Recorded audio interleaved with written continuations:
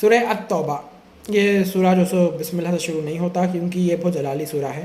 تو اس کی شروعات میں قرآن میں بھی جو سو بسم اللہ لکھے ہوا نہیں ہے۔ آیت نمبر 1 میں اللہ پاک فرماتے ہیں، اور اللہ اور اس کے رسول صلی اللہ علیہ وآلہ وسلم کی طرف سے بیزاری کا اعلان ہے ان مشرکین لوگوں کے لیے، ان مشرک لوگوں کے طرف جن سے تم نے صلح یعنی کمپرومائز و امن، پیس کا معاہدہ یعنی اگریمنٹ کیا تھا، اور وہ اپنے عہد یعنی پرومس پر قائم نہ رہے تھے۔ آیت نمبر 2 میں اللہ پاک فرماتے ہیں، اے مشرکوں، تم زمین میں 4 ماہ تک یعنی 4 مہینوں تک گھوم پھر لو، اس وقت کی ختم ہونے کے بعد پھر تمہیں جنگ کرنی ہوگی، اور جان لو کہ تم اللہ کو ہرگز مجبور نہیں کر سکتے، اور بے شک اللہ کافروں کو ذلیل کرنے والا ہے۔ آیت نمبر 3 میں اللہ پاک فرماتے ہیں، یہ آیت اللہ اور اس کے رسول کی طرف سے تمام لوگوں کی طرف حج اکبر کے دن اعلان عام ہے۔ اللہ مشرکین سے بیزار ہے اور رسول صلی اللہ علیہ وآلہ وسلم بھی ان کے ذمہ دار نہیں ہے۔ بس اے مشرکوں، اگر تم توبہ کر لو تو اچھا ہوگا، اور اگر تم اس سے انکار کرو گے تو جان لو کہ تم ہرگز اللہ کو مجبور یا کمزور نہیں کر سکو گے۔ اور اے حبیب صلی اللہ علیہ وآلہ وسلم، آپ کافروں کو دردناک عذاب کی خبر سنا دیجیے۔ آیت نمبر 4 میں اللہ پاک فرماتے ہیں، سوائے ان مشرکوں کے جن سے تم نے معاہدہ کیا تھا یعنی اگریمنٹ کیا تھا، پھر انہوں نے تمہارے ساتھ اپنا معاہدہ پورا کرنے میں کوئی کمی نہ کی، اور نہ تمہارے مقابلے میں کافروں کی مدد کی یا ان کو بیک سپورٹ کیا، سو تم ان کے مقرر ٹائم تک یعنی فکس ٹائم تک ایسے مشرکوں کے لیے معاہدہ کنٹینیو رکھو، بے شک اللہ پرہیزگاروں کو پسند کرتا ہے۔ آیت نمبر 5 میں اللہ پاک فرماتے ہیں، پھر جب حرمت والے مہینے گزر جائے تو تم حسب اعلان یعنی اکارڈنگ ٹو اعلان، تو پھر مشرکوں کو قتل کر ڈالو جہاں کہیں بھی تم ان کو پاؤ، مار ڈالو یا گرفتار کر لو، اور ان کو پکڑنے کے لیے طاق میں بیٹھے رہو، بس اگر یہ توبہ کر لے اور نماز پڑھنا شروع کر دے، زکوٰۃ دینا شروع کر دے تو ان کو چھوڑ دو، بے شک اللہ بخشنے والا اور رحم کرنے والا ہے۔ آیت نمبر 6 میں اللہ پاک فرماتے ہیں، اور اگر مشرکوں میں سے کوئی بھی آپ سے کہے کہ اس کو آپ بچا لے تو اسے اپنی حفاظت میں رکھ لو تاکہ وہ اللہ کا کلام سنے، پھر آپ اس کو کوئی سیف جگہ کوئی ایسی جگہ جہاں پہ وہ سیف فیل کرے وہاں چھوڑ دو، یہ اس لیے کہ وہ لوگ حق نہیں جانتے، حق کا علم نہیں رکھتے۔ آیت نمبر 7 میں اللہ پاک فرماتے ہیں، مشرکوں کے لیے اللہ کے پاس اور رسول کے پاس کوئی معاہدہ یعنی اگریمنٹ کیسے ہو سکتا ہے سوائے ان لوگوں کے جو مسجد حرام کے پاس حدیبیہ میں کیا تھا، تو جب تک وہ تمہارے ساتھ معاہدے پر رہیں تم ان کے ساتھ قائم رہو، بے شک اللہ اس سے ڈرنے والوں کو پسند کرتا ہے۔ آیت نمبر 8 میں اللہ پاک فرماتے ہیں، بھلا ان سے معاہدے کی توقع کرے، ان کا حال تو یہ ہے کہ اگر وہ تم پر غلبہ پا جائے یعنی ڈومیننٹ ہو جائے تو نہ تمہارے حق میں کسی قرابت کا لحاظ رکھیں گے، اگر وہ رشتہ دار ہے تو بھی لحاظ نہیں رکھنے والے ہیں، اور نہ کسی معاہدے کا لحاظ رکھیں گے، وہ تمہیں اپنے منہ سے راضی رکھتے ہیں اور ان کے دل میں انکار کرتے ہیں، ان میں اکثر معاہدہ توڑنے والے ہیں۔ آیت نمبر 9 میں اللہ پاک فرماتے ہیں، اللہ نے فرمایا، انہوں نے یہ آیت کے بدلے دنیاوی فائدے کے لیے پیسے معاوضہ لے لی ہے، جو تھوڑے دنیاوی فائدے کے لیے لوگوں اللہ کے آیتوں کا سودا کر دیے، پھر اس کے دین کی راہ سے روکنے لگے، بے شک بہت ہی برا کام ہے جو وہ کرتے رہتے ہیں۔ آیت نمبر 10 میں اللہ پاک فرماتے ہیں، نہ وہ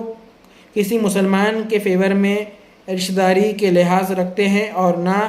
معاہدہ رکھتے ہیں، اور وہ لوگ بدمعاشی میں حد سے بڑھنے والے ہیں۔ آیت نمبر 11 میں اللہ پاک فرماتے ہیں، پھر بھی وہ توبہ کر لے اور نماز قائم کرے، زکوٰۃ ادا کرنے لگے تو وہ دین میں تمہارے بھائی ہیں، اور ہم اپنی ان آیتوں کو ان لوگوں کے لیے ڈیٹیل میں بیان کرتے ہیں جو علم والے اور ویل ایجوکیٹڈ ہیں، ان کے لیے یہ بات اللہ تعالیٰ واضح فرماتا ہے یعنی کلیئر فرماتا ہے۔ آیت نمبر 12 میں اللہ پاک فرماتے ہیں، اگر وہ اپنا معاہدہ یعنی اگریمنٹ کے بعد قسمیں یعنی پرومس توڑے اور تمہارے دین میں تمہارے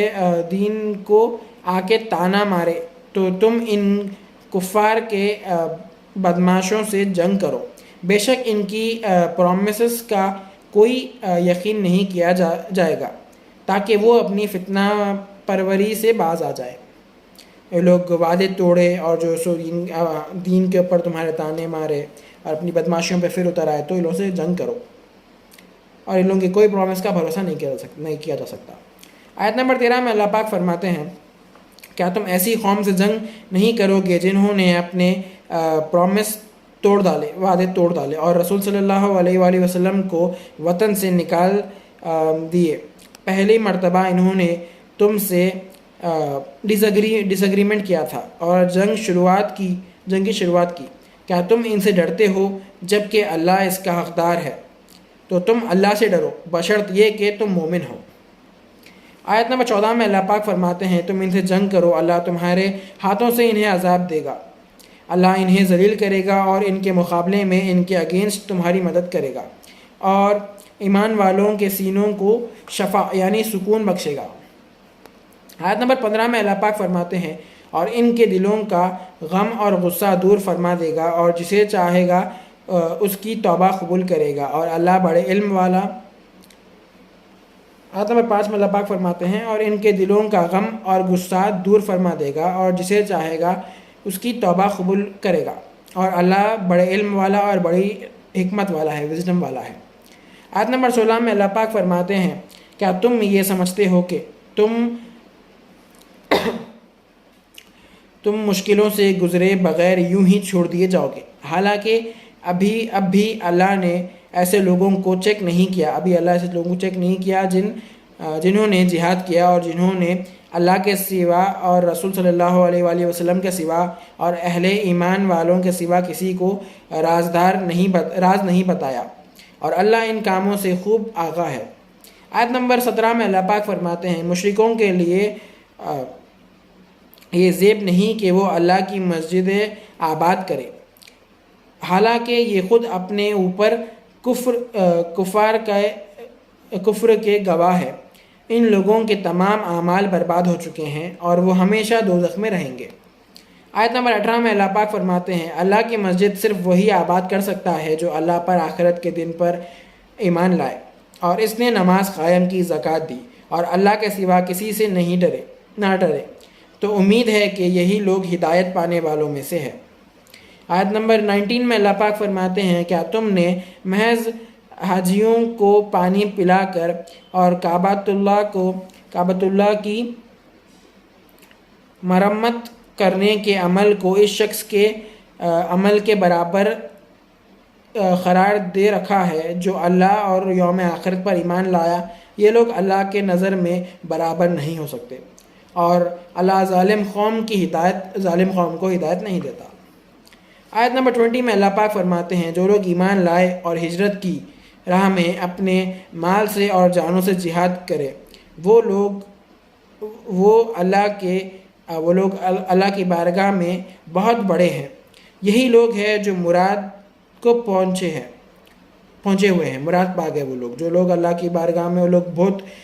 بڑے درجے پر رہتے اور وہ لوگ ہی مراد پا چکے ہیں۔ صدق اللہ العظیم و صدق مولانا رسول الکریم۔